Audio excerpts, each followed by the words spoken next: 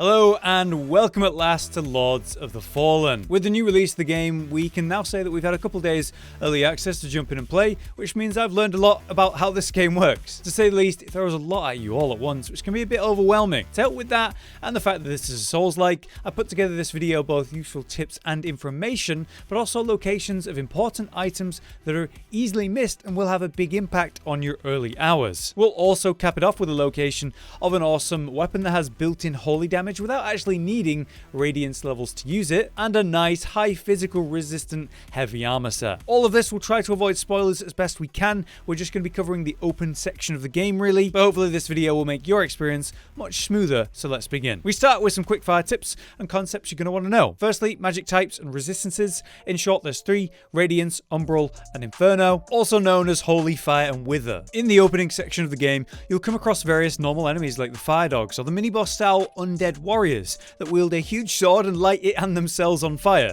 Naturally, using Inferno or fire damage against these guys is going to be really weak. That's awkward because in this early section you'll find a fire axe, maybe you get the fire sword from these guys that can drop, maybe you're playing a cultist and you're using fire spells. So it's a bit unfortunate that they do this right at the beginning, but knowing that that's how it works will help you in your early experience, and maybe a cultist will feel less bad about their low damage to start with. But my follow-up tip to do with this is to play into it with your equipment. The first real boss, as I'll call her, comes very early on. Her name is Pieta, and you fight her on this main bridge that you climb in the first 1 to 2 hours of play. Her main damage source is actually Radiance. Her weapon is buffed up with it, her slams, her spells, even the mirror images of herself are made from it. So having armor with high Radiance would largely reduce the damage taken from her. The thing is, they literally give you that. The full 4-piece set of early Radiance resistance is called the Pilgrim set, and you find all of it in the abandoned Red Copse area before you fight the boss. The first place to find it is in the main open area with a big tree. You'll be attacked by a bunch of enemies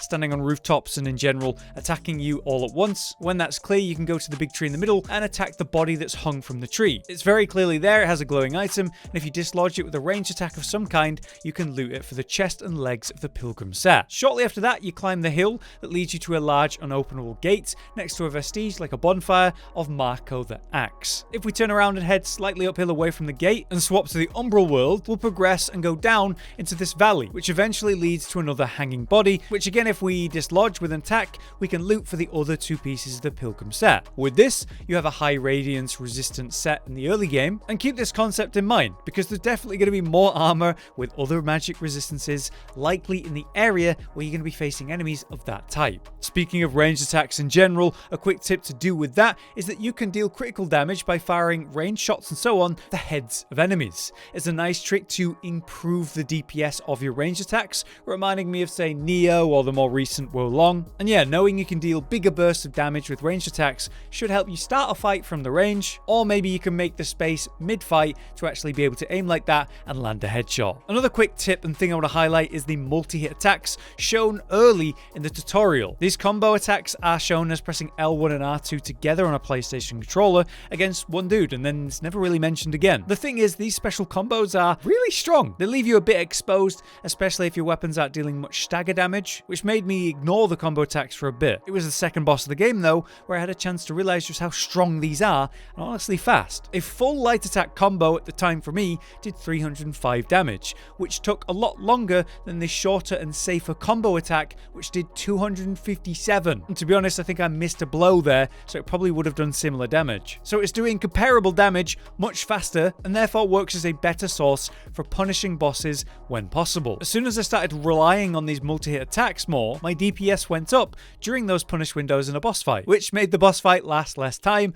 and therefore made it easier. So really try to make yourself use them. Maybe it's worth using even if you're not using two weapons at once. It could have greater output than your light attack combo and work as a good punish when possible. Moving on, we have another important tip on leveling. If you want to get strong fast, my advice is actually not to level your main damage stats, but to level vitality. You need health to function, and a minimal amount would be letting you take a hit or two from a mini boss or even full boss without dying. I would strongly suggest you push your vitality to at least 15 or even 20 as your first points for leveling. The buffer of health will keep you alive while you're exploring the game initially. It's always the worst when you just fall over in 1 or 2 hits when learning a new game like this, so I'd strongly recommend vitality leveling. Lastly, for the tips before we get into item locations, I want to mention Umbral Scouring, which is a resource you collect in various ways. One way is by just defeating bosses, but another important way you can miss is by soul flaying memories. You find these randomly during exploration, but also after you say defeat a boss, which gives you both context and resources like the boss remembrances. If you want to craft yourself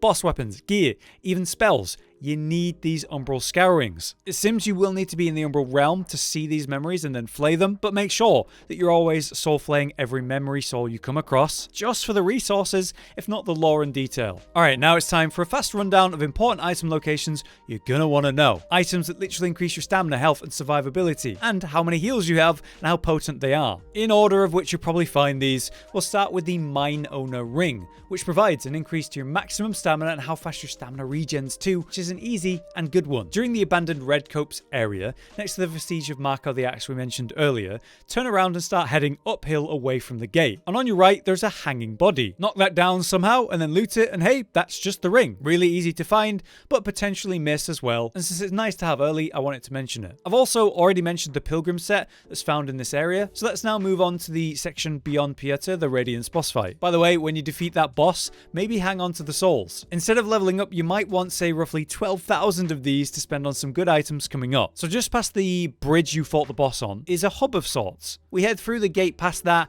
and go down the spiral stairs to the lowest floor where we find the Skyrest Bridge hub. Here you'll also meet Stoneman, the captain, and vendor who sells some things, including a very nice ring. The Ring of Duty, which costs you about 3,000 vigor, aka souls, but while worn, it'll increase your vitality and endurance. Fantastic in the early game, we're lacking in both of these stats, and 3k isn't even that expensive. I should also mention while you're in the hub that you can now speak with Pieter, the boss we just fought. You can use her to upgrade your healing item using saintly quintessences, and she becomes the place to respec down the line, which is nice to know. The next area of play we're going to go to is Pilgrim's Perch, but you can also buy the Pilgrim's Perch key here, used on multiple doors in the Pilgrim's Perch region. The key isn't exactly cheap though, 9.5 thousand souls to buy from Stoneman, but it's very worth it, resulting in a heavy armor set with good physical protection and even more holy resistance, but also the big hammer weapon we talked about in the intro. So moving into the Pilgrim's Perch region, you will progress and eventually find the boss early on, the Scourge Sister Delith. There's actually an upgrade item for your healing items here, which is entirely missable, because after you win the fight, you'll want to swap to the Umbral Realm if you weren't already. In this alcove right next to where she's originally standing is an Umbral Belly that we can use the Soul Flay on, which will reward us with a Saintly Quintessence, which we can then take back to Pieter in the hub to upgrade the heals once more. If you didn't die to her and you were in the living realm, you could entirely miss the fact that that's right there, so an important one for us to mention. After that, now let's talk about a ring that provides +3 vitality while worn, which is a very good amount of the health stat to have so early on. It's also found here in the Pilgrim's Perch though. The nearest vestige is the vestige of Blind Agatha, though that's far away from it to be honest. It's a hard one to describe without this being too long of a chunk for the video, so in short, you will progress this region and eventually come outside to the cliffside where you're on all these wooden platforms. At the very bottom of this section and area is a body hidden next to these wooden barrels on a low platform. That body contains the defaced ring. While worn, it's +3 to your vitality, which should be a very good boost early on. Lastly, it's finally time to talk about the Pilgrim's Perch key and the items tied to it. If you haven't got that key yet, maybe save up for it now and go buy it from Stoneman. From the vestige of Blind Agatha, you'll find the door that this key unlocks, right by this talkative NPC. If you follow the path behind that door, you will eventually come across a lot of strong enemies, especially this early on. You can actually avoid the combat entirely by sprinting through here, and eventually by doing so you'll come to the end of the section where there's a boss fight hidden within. The Sacred Resonance of Tenacity. What a strange boss name. Hilariously, you can cheese this boss fight by using fall damage. But first you'll need to take out the things that are sort of keeping the boss healed by using the lamp and popping them. But once that's done, we can now bring the boss up high. There's a staircase on the side of the room that comes up quite high up, and he'll just follow you all the way up. We can drop down for not much damage or worry at all, but when he falls, I guess because he's so weighty, he takes over 2,000 damage. You can just repeatedly do this, and roughly 5 times of that will bring him very low to the point where you can just poke him and he'll fall over. So we can beat this boss fight a lot easier and potentially earlier than maybe the devs planned. But hey, he drops the weapon we've been talking about, the Sacred Resonance Hammer, as well as 8,000 souls, which almost recoups the cost of the key itself. This grants Grand Hammer scales at a C rating with strength, while not actually upgraded at all, and it comes with holy damage, despite not requiring any radiance levels to use. We'll need a total of 25 strength and 18 agility for this one, so if you're planning a strength build, this could be a top tier pick, and one we can get as early as this. As far as strong boss weapons go and, easy to get, this is just one of the better ones we found. The moveset is what you might imagine for a big bonking hammer though, vertical swings that slam and bounce off the ground with big weight behind them. It also has some surprising gap closing distance, which is very nice, and there are some horizontal swings, which means there is AoE potential where needed. But I did mention there's an armor set tied to the Pilgrim's Perch key, so let's talk about that. The awesome armor set, the Sacred Resonance Garb, is a heavy armor set that, well, looks a bit silly. The helmet is literally just a bell you wear, but the set has high physical mitigation